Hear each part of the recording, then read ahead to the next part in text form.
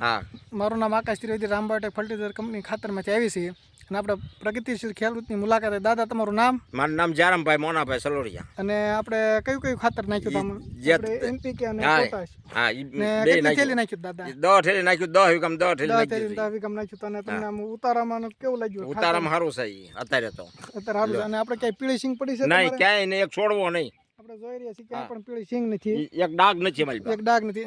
લ્યો. અને આપણે બીજા કોઈ ખેડૂતને કેવું હોય આ ખાતર વાપરવા જેવું? હા વાપર્યા જેવું ખાતર છે આ. ગમે એ વાપરો તમે. ઓર્ગેનિક એક વખત વાપરે પછી આપણે રાસાયણિક ભૂલી જઈએ. જો હું આમાં ખાતર મેં લગભગ 4-5 વર્ષ નથી ભરેલું. દેશી ખાતર. દેશી ખાતર. હા આમાં નથી ભરેલું આપણે. અને આપણે આ પહેલી વખત નાખ્યું. અને શિયાળામાં આપણે તમે નાખ્યું.